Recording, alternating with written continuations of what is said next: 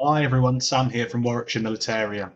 Um, this is the first of our item of the week videos, and I thought it'd be a really good opportunity to talk through one of the more unique items that we currently have in store. Now, this is as you'll see from the photos, a swagger stick to a Sergeant Harry Cator. Um, Now, a little bit of background on Harry Cator. He was born in 1894 in Drayton, near Norwich in Norfolk.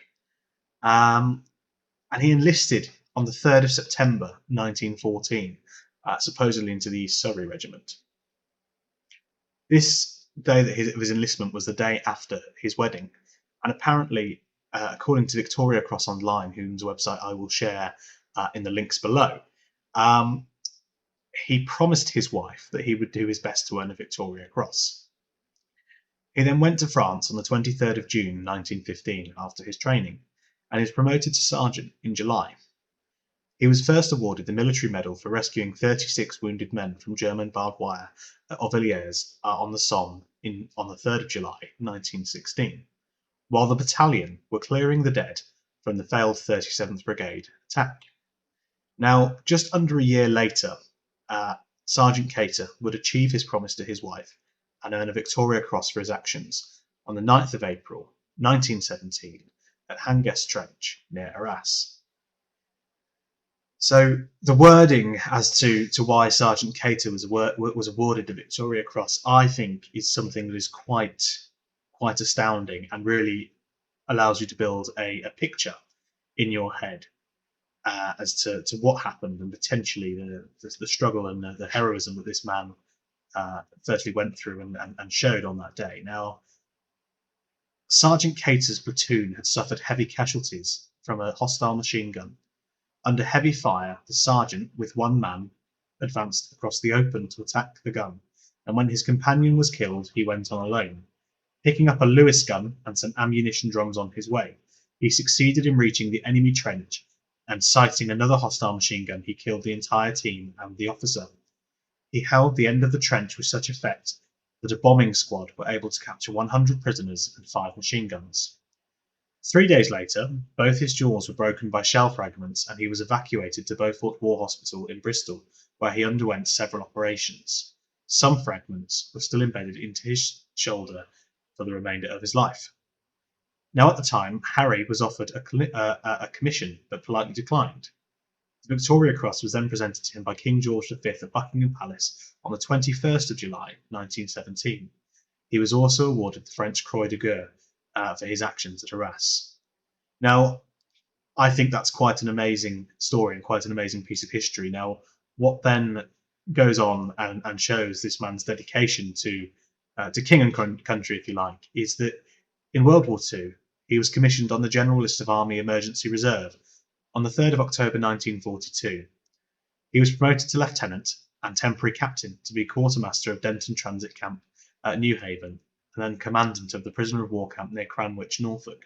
He treated the prisoners of war well and spent holidays with some of them in Germany after the war. He transferred to the Territorial Royal Artillery as a lieutenant in December 1947, before promotion to captain in 1948, and continued to serve in the 284th 1st East Anglian Heavy Anti-Aircraft Regiment, Royal Artillery Territorial Army, until he retired in January 1951.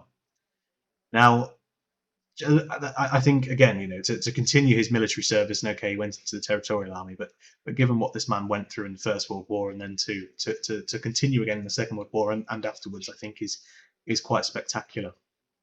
A little bit of kind of further information, I guess, that really just to kind of close this story off is that sadly Harry died at the Norfolk and Norwich Hospital on the 7th of April 1966. He is, for anyone interested, buried in the churchyard of St Mary's and St Margaret's Church in Sprelston, Norfolk.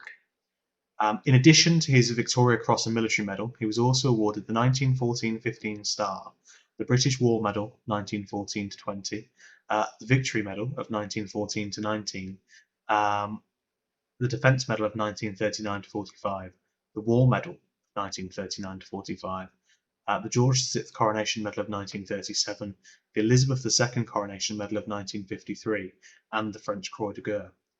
Now, his medal set, again, for anyone interested, as I often am, uh, were originally sold by Spinks at the Cavendish Hotel on the 6th of June 1985 for £10,500. Just 11 years later, they were sold again by Spinks, and this time for £28,500 to Michael Ashcroft. Now, his medals are currently held in the Ashcroft Gallery, the Imperial War Museum. So I think all in all, this item is quite spectacular with a fantastic story behind it, and a true British war hero.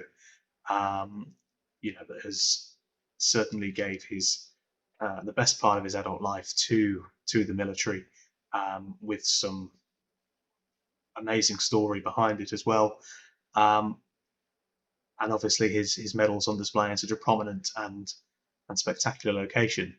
Um, so I think that this really has been a successful first item of the week video, and hopefully goes some way to show the caliber of items that we here at Warwickshire Militaria can sometimes stumble across, um, and what an amazing thing for any collection.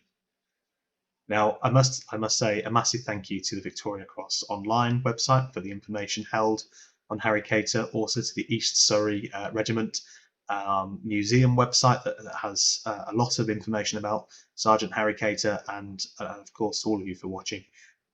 And please feel free to get in touch if you have any questions or anything that we can do to help. And hugely grateful for all of your support. Thank you.